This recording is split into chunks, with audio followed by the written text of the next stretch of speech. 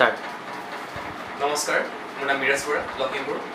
মই ক'বলৈ বিচাৰিছোঁ যে যি সময়ত ভাৰতবৰ্ষৰ নচামুক্ত ভাৰত অভিযান চলি আছে, এই সময়ছোৱাৰ এক প্ৰাসংগিক টপিক হিচাপে যি ভাৰতবৰ্ষৰ ইয়ুথসকলৰ মাজত যি ইনটক্সিকেশ্যনছ বা ড্ৰাগছৰ যি আসক্তি বা যি এডিকশ্যন, এই এডিকশ্যনে ভাৰতবৰ্ষৰ যুৱ প্ৰজন্মক কিদৰে ভাৰতবৰ্ষৰ ক্ষেত্ৰত প্ৰভাৱ পেলাইছে বা ভাৰতবৰ্ষৰ বিকশিত হোৱাৰ ক্ষেত্ৰত এই যুৱকসকলৰ ড্ৰাগছ এডিকশ্যনে কিমান ধৰণে ইম্পেক্ট কৰিছে তাৰ বিষয়ে মই এক সৰুকৈ এনালিচিছ ক'ব বিচাৰিছোঁ। যে আমি যদি চাবলৈ যাওঁ some data from AIIMS national drug dependence treatment centre, ইয়াৰ ক্ষেত্ৰত এই এনালিচিছ অনুসৰি 10 বছৰৰ পৰা 17 বছৰ বয়সৰ ছাত্ৰ ছাত্ৰীসকলে বা যুৱকসকলে 3 লাখ ইউজাৰ্ছকৈ এলকহল সেৱন কৰে। কেনেবিছ ব্যৱহাৰ কৰে 2 লাখ ইউজাৰ্ছ, তাতকৈ বেছি। অপিঅইডছ ব্যৱহাৰ কৰে যি অতিতকৈ মাৰাত্মক 40 লাখ ইউজাৰ্ছ, আৰু তাৰ ভিতৰত যিখিনি ছেডেটিভছ ককেইন হওক এইখিনি অলপমান কম আছে। কিন্তু ইয়াৰ আটাইতকৈ ভয়াৱহ কথাটো হৈছে যে যিখিনি আটাইতকৈ বেছি আত্মঘাতী বুলি কোৱা হয় বা যিখিনি অতিকৈ ভয়াৱহ বুলি কোৱা হয় সেইখিনি হৈছে অপিঅইডছ, এলকহল বা যিখিনি ইনহেলেঞ্চ আছে। এইসকল ড্ৰাগছ ইমানেই মাৰাত্মক যে যুৱকসকলক নিমিষতে শেষ কৰিব পাৰে। এতিয়া কথাটো হৈছে যে ভাৰতবৰ্ষৰ প্ৰধানমন্ত্ৰী শ্ৰী নৰেন্দ্ৰ মোদীয়ে যি ভাৰতবৰ্ষৰ বিকশিত ভাৰতবৰ্ষৰ সপোনৰ যি পৰিকল্পনাসমূহ কৈ আছে বা ভাৰতবৰ্ষৰ বিকশিত ভাৰত গঢ়াৰ ক্ষেত্ৰত যুৱ সমাজৰ যিমান ভূমিকা আছে এই সম্পৰ্কে যিখিনি কথা কৈ আছে, এই ক্ষেত্ৰত ক'ব বিচাৰিছোঁ যে ভাৰতবৰ্ষৰ উন্নতিৰ ক্ষেত্ৰত বা বিকশিত ভাৰত গঢ়াৰ লক্ষ্যত ভাৰতবৰ্ষৰ যুৱকসকলৰ এক খুব গুৰুত্বপূৰ্ণ ভূমিকা আছে। কিয়নো ভাৰতবৰ্ষৰ ভাৰতবৰ্ষৰ ভিতৰতে আটাইতকৈ ইয়ুথ বেছি আছে, আৰু এই ইয়ুথসকলে ভাৰতবৰ্ষখনক গঢ়িব পাৰিব, এজন বিকশিত ভাৰতৰূপে গঢ়ি তুলিব পাৰিব। এতিয়া কথাটো হৈছে যে এই যুৱকসকলে যদি ড্ৰাগছৰ আসক্ত হৈ পৰিছে বা ইনটক্সিকেঞ্চৰ প্ৰতি যদি বেছি এডিক্টেড হৈ পৰিছে, তেতিয়াহ'লে এই যুৱকসকলে কিদৰে ভাৰতবৰ্ষৰ নেতৃত্ব দিব? How can they achieve this aim? এতিয়া ভাৰতবৰ্ষৰ ক্ষেত্ৰত চৰকাৰৰ এই ক্ষেত্ৰত ভূমিকা কেনেকুৱা ধৰণৰ হ'ব লাগিছিলে বা ভাৰতবৰ্ষৰ যুৱকসকলৰ মাজত কেনেধৰণৰ প্ৰতিক্ৰিয়াৰ সৃষ্টি হ'ব লাগিছিলে বা তেওঁলোকৰ ৰোল কি হ'ব লাগিছিলে, এই ক্ষেত্ৰত অতিশয় খুব মন কৰিবলৈ কথাটো হৈছে যে যিদৰে যুৱকসকলে এইদৰে অলিয়ে গলিয়ে হওক বা এনেকুৱা ধৰণৰ বিভিন্ন ধৰণৰ স্থানত যি তেওঁলোকে ড্ৰাগছৰ সেৱন কৰে, চিগাৰেট, মদ, ভাং ইত্যাদিকে আদি কৰি পাণ মছলাৰ পৰা আদি কৰি যিসমূহ আত্মঘাতী যিখিনি ড্ৰাগছলৈকে যিসমূহ তেওঁলোকে সেৱন কৰে, এইখিনিয়ে কিন্তু যুৱকসকলক একদম খুব বেয়াকৈ প্ৰভাৱিত কৰিছে। এই ক্ষেত্ৰত ভাৰতবৰ্ষৰ ক্ষেত্ৰত চাবলৈ যোৱা হয় যে ভাৰতবৰ্ষে এই ক্ষেত্ৰত কি কৰিব পাৰিছে। আমি প্ৰথমেই দৃষ্টিগোচৰ হয় শেহতীয়া ৰিপৰ্ট অনুসৰি যে ভাৰতবৰ্ষৰ যুৱকসকলৰ পৰা 4 লাখতকৈ অধিক যুৱক যুৱতী বৰ্তমান এইখিনি আক্ৰান্ত হৈছে, য'ত 3.1 কোটি যুৱক যুৱতী ইয়াৰ দ্বাৰা আক্ৰান্ত হৈছে। ইয়াৰে 2.6 কোটি যুৱক যুৱতীয়ে হৈছে এই আটাইতকৈ ভয়াৱহ যিখিনি মাৰাত্মক যিখিনি ড্ৰাগছৰ আসক্ত হৈ পৰিছে।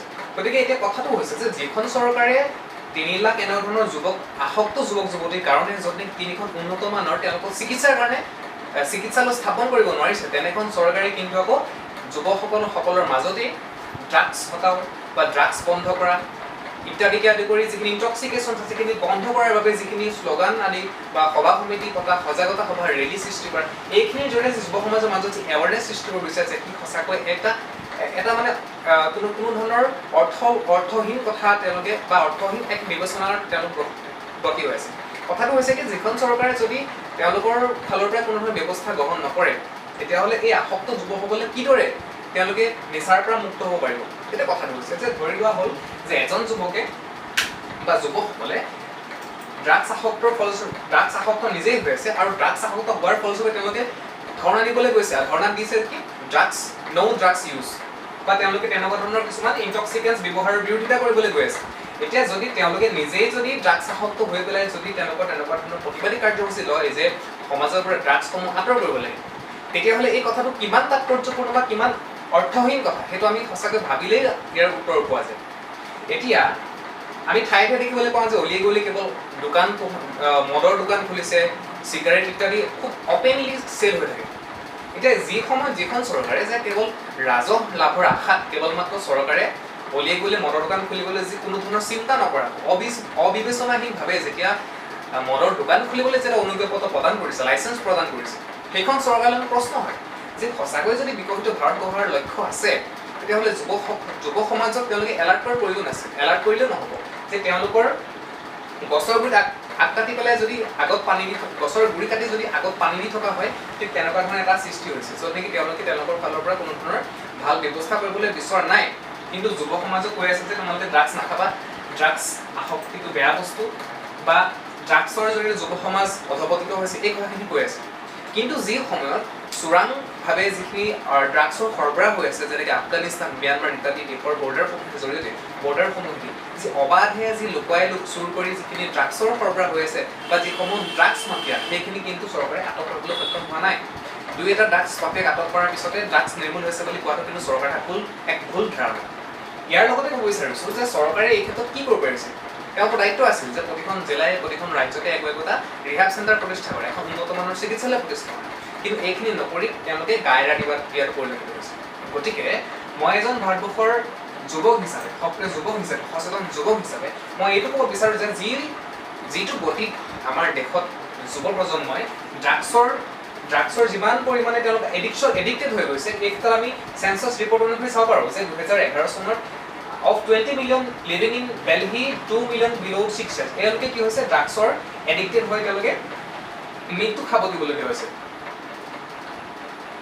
ইয়াৰ উপৰি অলিয়ে গলিয়ে আমাৰ গাঁও অঞ্চলতে হওক বা নগৰ অঞ্চলতে হওক সকলোৱে কেৱল মাত্ৰ লুকাই এই ড্ৰাগছ, এলকহল, মদ, ভাং, চিগাৰেট ইত্যাদি দ্বাৰা প্ৰকৃত হৈছে, য'ত নেকি তেওঁলোক পথভ্ৰষ্ট হৈছে, তেওঁলোকৰ লক্ষ্যৰ পৰা তেওঁ আঁতৰি গৈছে, তেওঁলোকে পঢ়া শুনাৰ প্ৰতি বা তেওঁলোকৰ নিজৰ ব্যৱসায় ইত্যাদিৰ প্ৰতি তেওঁলোকৰ ধাউতি নোহোৱা হৈ গৈছে। ফলস্বৰূপে তেওঁলোকে কি হৈছে ভাৰতবৰ্ষখনৰ যি সপোনেই হৈ থাকিল, বিকশিত ভাৰতৰ সপোনেই হৈ আছে, কিন্তু চৰকাৰে কেৱল মাত্ৰ চিঞৰি থকা হৈছে যে ড্ৰাগছ ইউজ বন্ধ কৰা এমং দ্য ইউথ, আৰু কিন্তু তাৰ ফলস্বৰূপে কি হৈছে যুৱক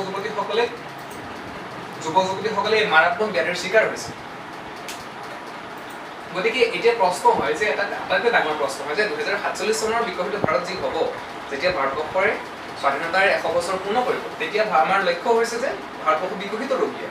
গতিকে এতিয়া বিকশিত ভাৰতবৰ্ষ কেতিয়া গঠন হ'ব, যদিহে ইয়াৰ মূল ভেটিয়েই হৈছে যুৱ সমাজ। আকৌ যুৱ সমাজে যেতিয়া ড্ৰাগছ বা ইনটক্সিকেশ্যনৰ এডিক্টেড হৈ যায়, তেতিয়াহ'লে কেনেকৈ বিকশিত ভাৰত হ'বগৈ? এইটো এটা ডাঙৰ প্ৰশ্ন।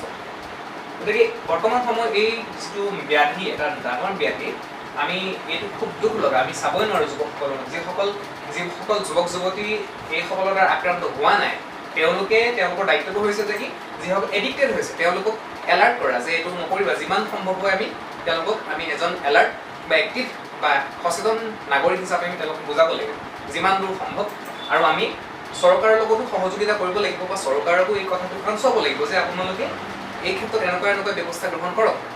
গতিকে আমাৰ এজন যুৱক হিচাপে আমাৰ দায়িত্ব হ'ব লাগিব যে কিদৰে আমি ড্ৰাগছৰ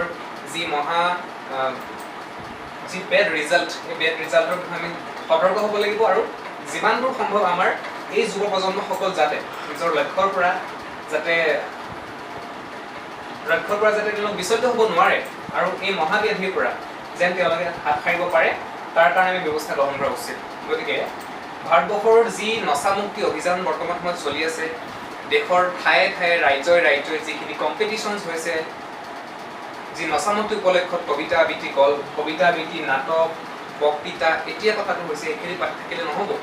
আমাৰ এতিয়া দায়িত্ব আহি পৰিছে যে কিদৰে আমি ড্ৰাগছক ভাৰতবৰ্ষৰ পৰা ইৰেডিকেট কৰিম।